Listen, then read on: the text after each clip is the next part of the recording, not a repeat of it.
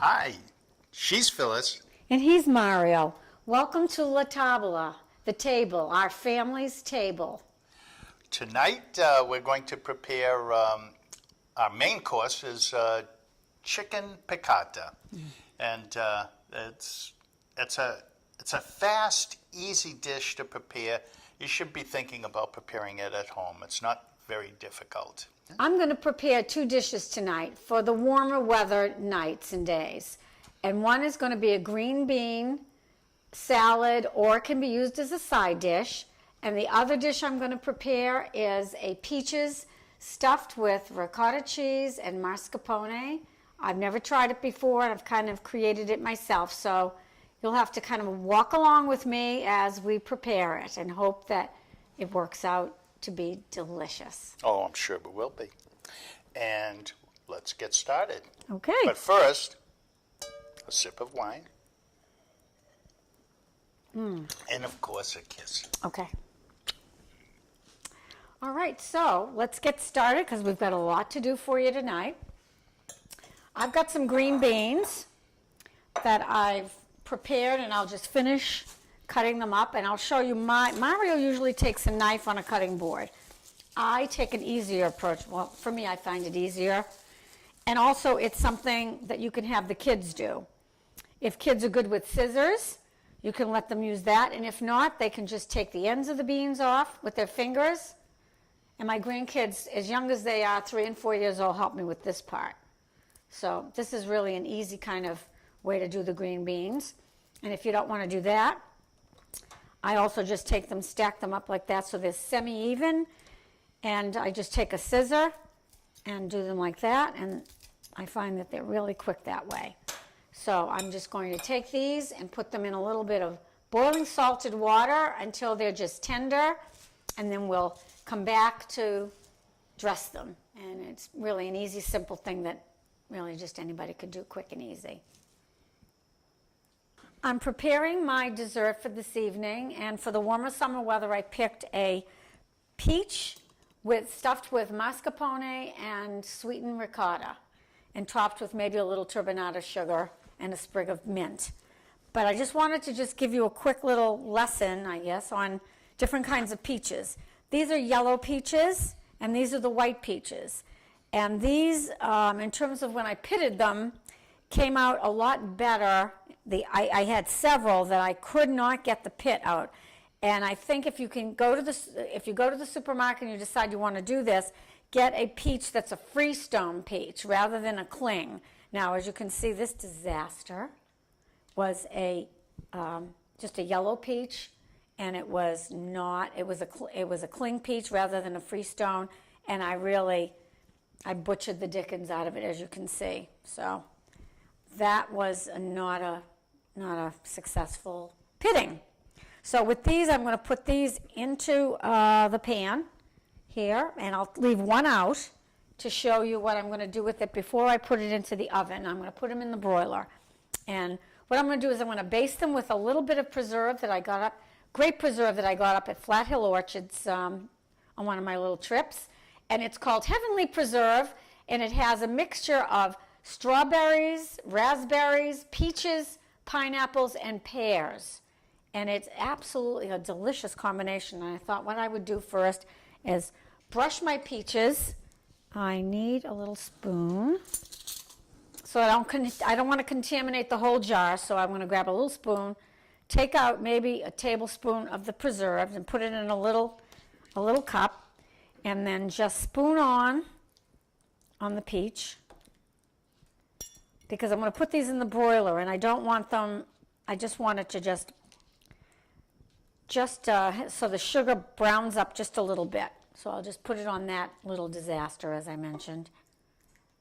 And this little thing is not really my favorite. My others are in the dishwasher. But it's beautiful. But it's beautiful. Just like you, Cara Mia Mario's Felicia. little gadgets that he loves.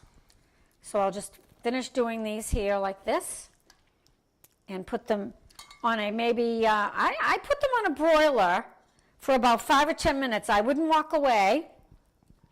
I'd be really careful about watching them, And that's kind of what I'm going to do. I'm going to stick these in the broiler for a couple of minutes, and then we'll be back to talk about the rest of the preparation.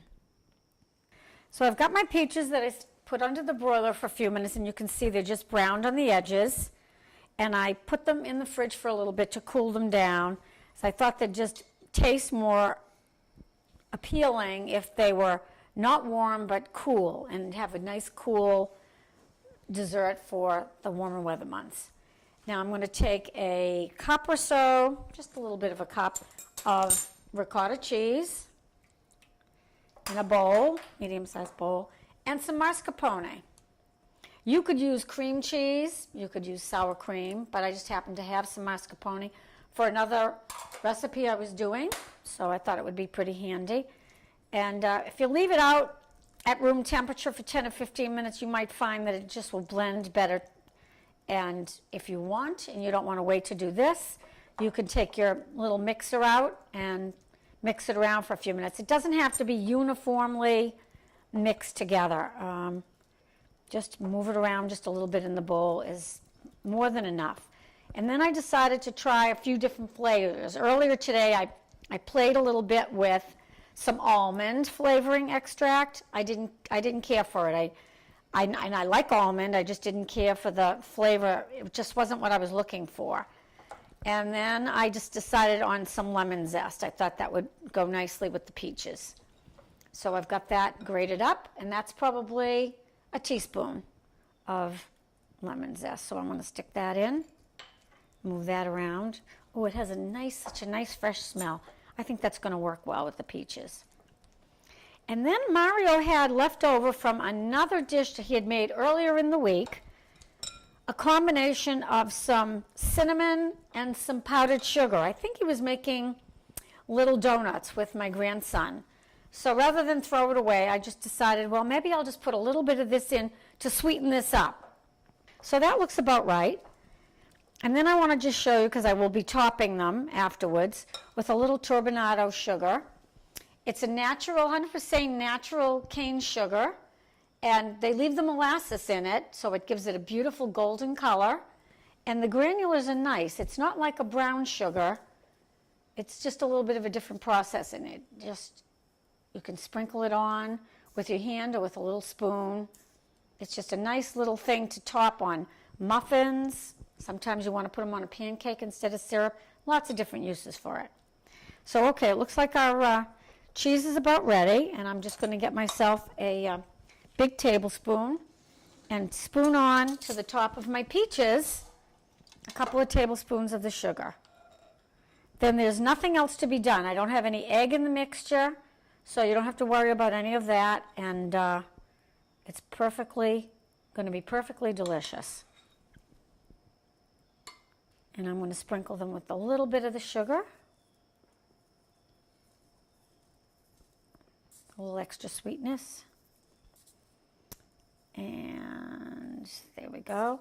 And then if you wish, it's not necessary, take a little bit of mint, excuse me from leaving the camera, and just take a little sprig of mint and just top it off like that.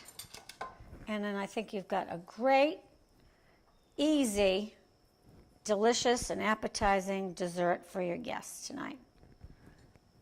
All right.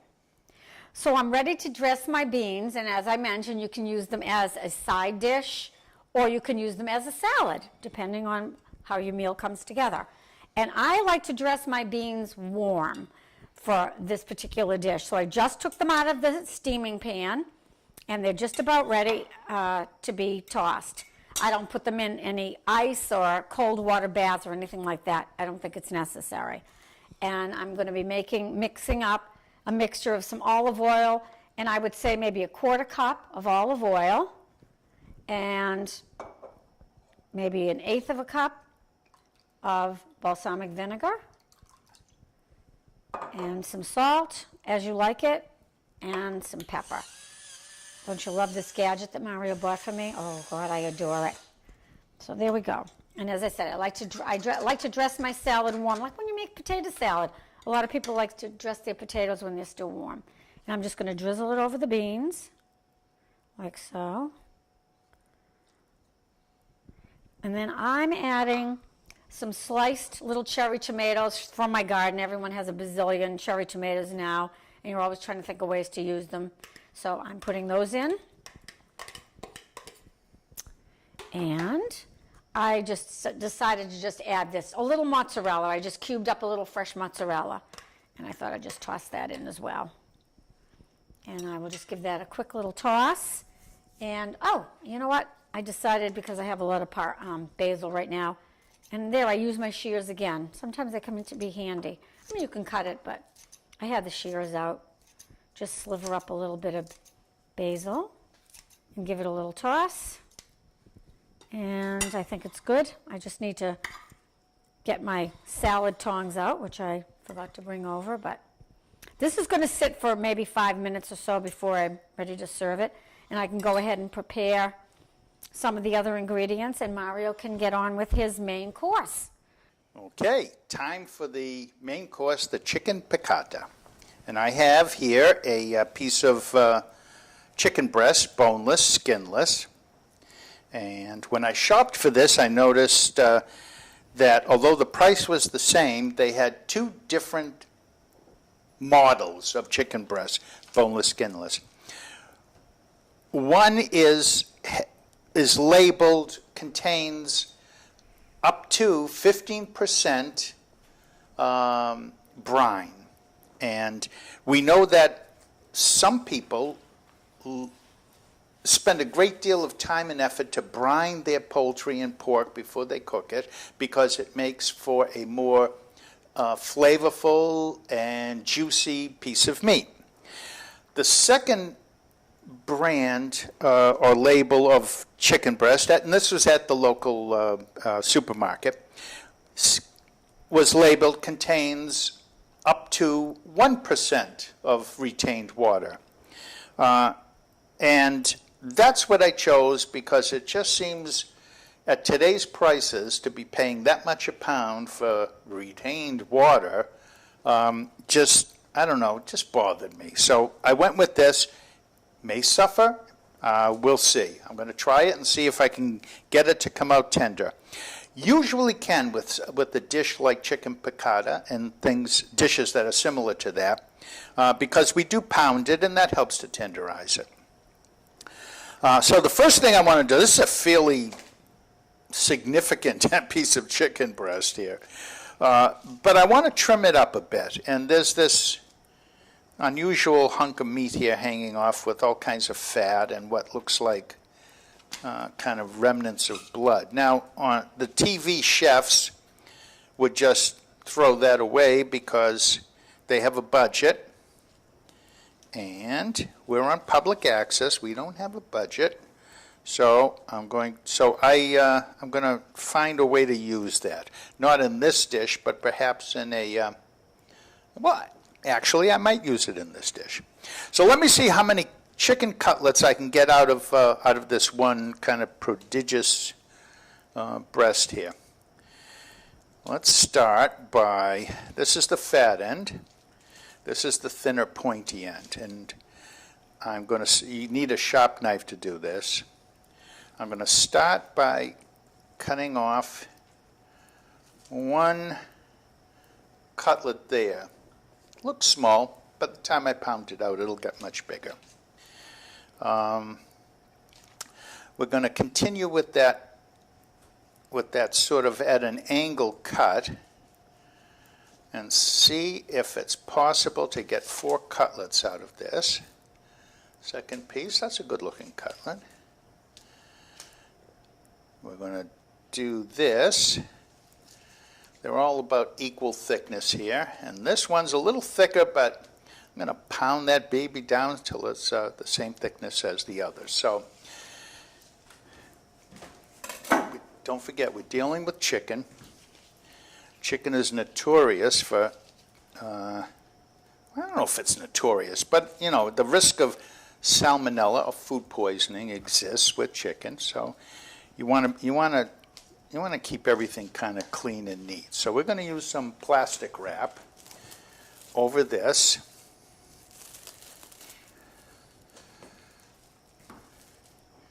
Somebody said a a couple of weeks ago that why is it cling wrap only clings to itself and not to anything else? And that's my experience. Okay, the pounder. These come in all different shapes and sizes. And if I had to buy one over again, I would buy one that did not have a wooden handle, because I put this in the dishwasher to sanitize it after handling chicken, and it's not going to hold up very long. I think a one-piece all metal thing, something that looks like a carpenter's hammer, is probably a better design. Linda's behind the camera right now, asked, do you use the one with the teeth, spikes? And not for chicken, because I don't want to shred the chicken to pieces. I just want to pound it a little bit. And, whoops, this little guy got in there. We're going to take him out. Sticky little chicken. So, you don't have to bang too hard. Just a little. And what we're doing is we're breaking down the muscle tissue of the piece of meat that holds it all together. And by breaking it apart, breaking the strands apart, that helps to make it a little more tender. And the action, the technique is you hit it and kind of move as you hit it to one side or the other to kind of spread it out. Now this piece was the piece that seemed a little thicker than the others, so let's see if we can be successful at thinning that out. It's working beautifully. The other thing I notice is sometimes let it rest and go back to it, and the meat just seems to be more willing to subject to the will of the meat pounder. I'm not going to use that. Just going to wrap it up in the plastic wrap, and I'm going to set that aside. Okay, now we're going to dredge this in flour. That's going to help to do a couple of things. One, it'll help the chicken to brown when we put it on the heat, and also it'll help to thicken the sauce that we're going to make with this. Today we're going to be serving that sauce over pasta. Okay, now that the cutlets are pounded, I'm going to season the flour that we're going to dredge it in. A little bit of salt, I don't know, 1/4 teaspoon, how much flour, whatever you need to cover. That's probably too much. Maybe that's 1/4 cup or so, maybe a little less. Going to grind some fresh pepper in there. Going to put that on medium-high, and it says that is 375 degrees.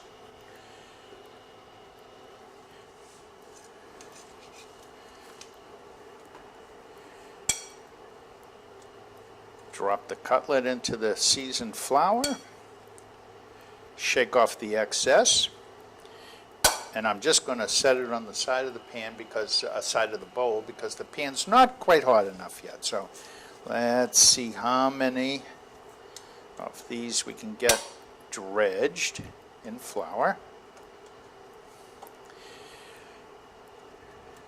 And the nice thing about this recipe is it's a, I don't know, what would you call it? This is like a basic recipe. You get to this point and brown the chicken, and then you can diverge and do almost anything with the brown chicken breast, depending on the sauce you want to cook it in. And just by changing the ingredients of the sauce, you can switch from chicken piccata to chicken masala, or chicken parmesan if you want to use a tomato sauce. There's a plethora of chicken dishes, and you can really let your imagination run away with this and come up with any sort of creative chicken cutlet dish. Let's see if that's hot enough. Yeah, we're getting a little sizzle with that. The objective here is not to cook the chicken cutlets through, but just to kind of darken them a bit on the outside. And really, I think today, everybody's looking for that color. Color equals flavor, right? How many times have you heard that on the Food Network? And I don't disagree with that. I think it's true, but I think that it's not necessary for all dishes. Oh, and I forgot to mention, I'm cooking this. There was a mixture of olive oil and butter in the pan, and that's what we're browning it in. So I'm going to empty the flour bowl out. Check the other side. Not to worry about those dark burned on bits. They're going to dissolve in the sauce. I think these are ready to take out. As I say, they're not completely cooked.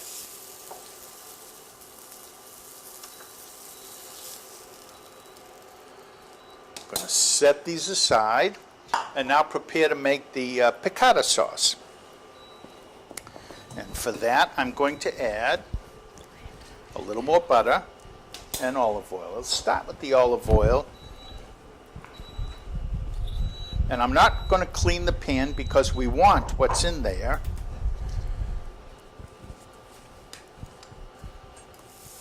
to dissolve in the sauce and flavor the sauce. This is not a good idea. We're going to put in some garlic. This is minced garlic, probably a half a teaspoon or so. Not everybody uses garlic in their chicken piccata. I do. It's optional.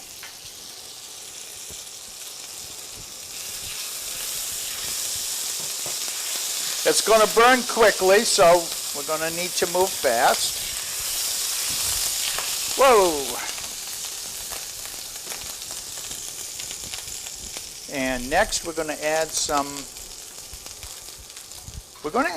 white wine, but because this pan might be a little overheated, I'm going to take it off of the cooktop. I don't know, maybe a quarter of a cup of white wine. Get that back on the heat.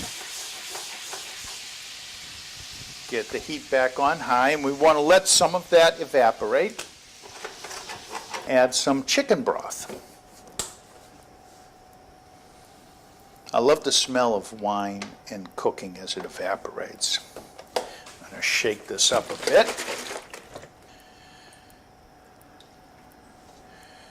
Turn the heat up some more.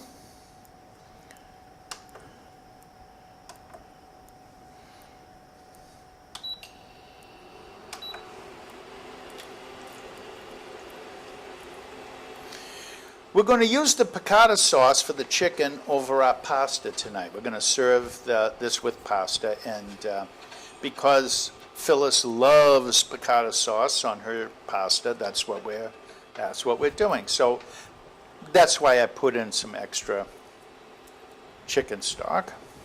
Okay, and now it's time to add the lemon juice. Lemon is like the most important ingredient in chicken piccata next to the chicken. And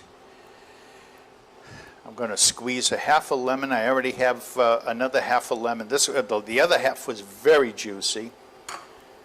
Got a lot of juice out of this, and it may be too much by the time we're through. So I'm going to add it a little bit at a time because we don't want to make it too lemony.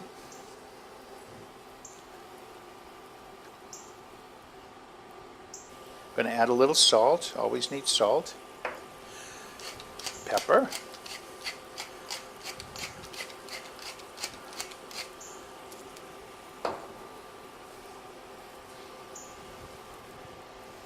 It's hard to find in old Italian cookbooks recipes for chicken piccata.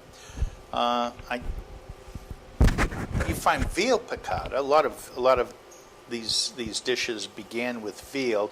However, veal has priced itself out of my kitchen. I can't afford veal cutlets anymore. It's too expensive. And chicken is a wonderful alternative.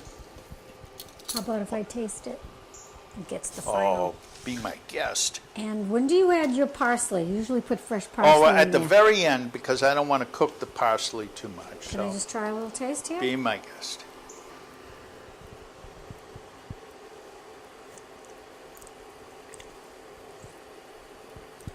I know it's going to tame down a little bit, right? What else do you need to add? You have all your ingredients in there? Not yet. Something's missing. What is it? Chicken. No, it's not the chicken. You added the wine. I added some wine. I added the lemon. Olive oil. I haven't added the Capers. capers yet, but we're ready to.